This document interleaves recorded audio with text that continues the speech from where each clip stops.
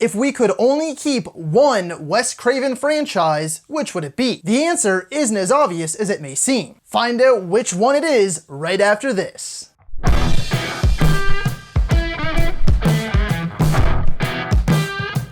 Hello ladies and gentlemen and movie lovers of all kind, and welcome to another Cinema Showdown. As always, I am your host, Brett Murphy, and without further ado, let's hop right into things.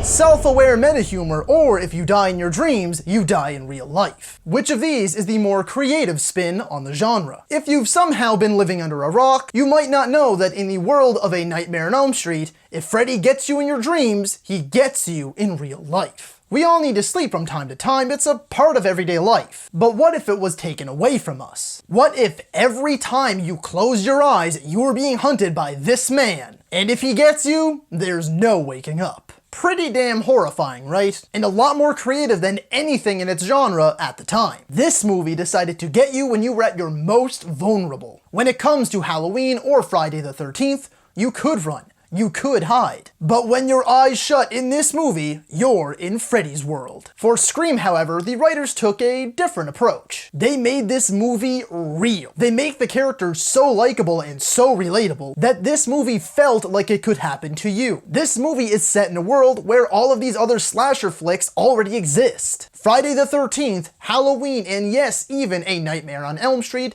are all directly referenced. This movie brought a whole new spin to the genre that was never before thought of. It was self-aware and so meta at times that it was on the borderline of being a parody. Specifically the killer, Ghostface, always playing a game of cat and mouse with his victims, asking them life or death questions pertaining to the genre. Or the character Randy, who literally defines the rules of the slasher genre to us. There are certain rules that one must abide by in order to successfully survive a horror movie. This movie even goes as far as to say that the events taking place are like something out of a movie. And when the final moment hits and Sydney puts down the killer for good, she says, "Not in my movie."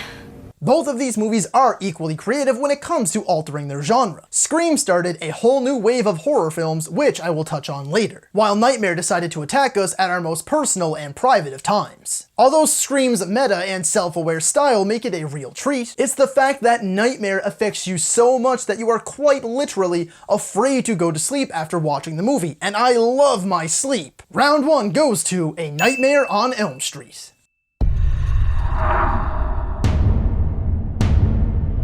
They're not just some simple scream queens. Both Sydney and Nancy are complete badasses and not afraid to take matters into their own hands. For Nightmare, Nancy is undoubtedly the star and the lead, alongside her best pal, Fred Krueger. Although in the final act, when Nancy goes all home alone on Freddy, it is horror movie magic. But sadly for the rest of the cast, aside of course from Nancy, Fred Krueger, and Lieutenant Thompson, are very forgettable. Yes, even the young and charming Depp doesn't do a whole lot for me in this flick. They are gone as fast as they are introduced with very little to do. Switch to Scream, and Sydney, however, is the star of the entire Scream franchise. Although she never takes the Home Alone route like Nancy, she would just much prefer to use her fists, or a knife, or a gun, or an umbrella?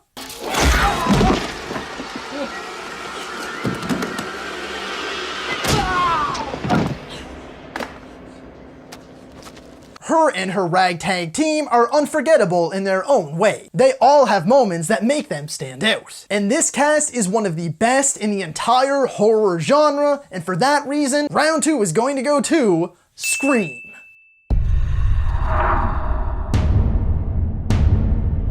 Whether it's a fedora on the top of the head of an avocado that looks like it had sex with an older, angrier avocado, or a ghost mask and a black cloak, these two are easily recognizable. But which one scares us more? A Nightmare on Elm Street has one of the most prestigious villains in horror history. The burnt-faced, knife-gloved, sweater-wearing, fedora-supporting, one-line machine, Freddy Krueger. Robert Englund injected a whole new wave of energy into the horror genre back in 1984, when he first appeared as Freddy. Up until that point, the killers we most associated with the genre were faceless, voiceless mask wearers, like Michael Myers or Jason Voorhees. Although iconic, you never get a sense of personality from them like you do with Fred Krueger. His burnt face is an image that will never leave us, and the sound of his gloves screeching against the metal is a sound that could make even the bravest of people shiver with the chill down their spine. Scream, however, takes a sort of hybrid approach. When on screen, the villainous Ghostface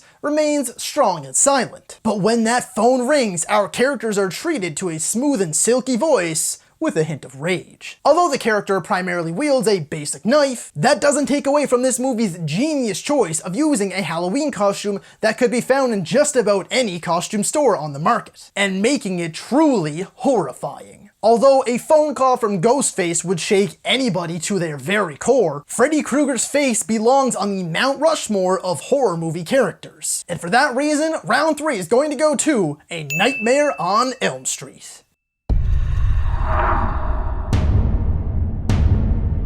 Wes Craven created 2 of the most genre-bending horror films in horror history, but one full-on broke the genre. And here's how. Freddy Krueger did 2 things in his first outing. 1, he gave us a whole new class of horror villain. Freddy has a vendetta and he is out for revenge. Add all of this up and tack it onto the idea that he can get you in your dreams, and that he can manipulate them entirely makes him a hell of a lot scarier. Nightmare on Elm Street did not only set the stage for a whole new wave of horror villains to come, but also terrified audiences in their real lives like never before. Scream once again took a different approach to scaring its audiences. They took the approach of making it so meta and so self-aware that it was scary real. The group of characters we follow are so genuine that it feels like it could be any one of us. They've seen all of these slasher flicks, and they know all of the common tropes, mistakes, and the rules. So, naturally, they think they're untouchable. But that's quite clearly not the case. The movie at the time rocked the genre. It kicked off a decade's worth of sequels, knockoffs, and copycats. The impact that Scream had on the horror genre can never be underestimated. So that gives Scream the round 4 point.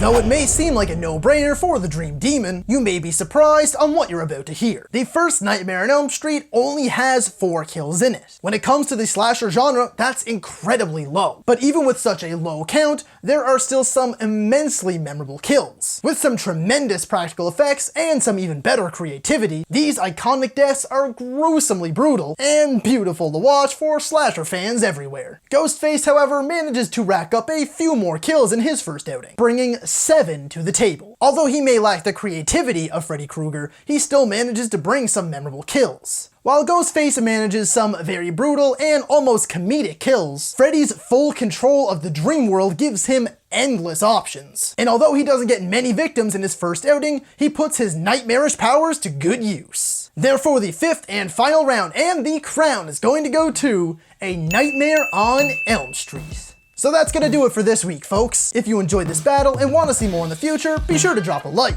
And as always, thank you so much for watching, and that's a wrap. Oh, hey there, all you beautiful people. If you've made it this far, consider hitting that subscribe button. That way you can see a new Cinema Showdown every Sunday.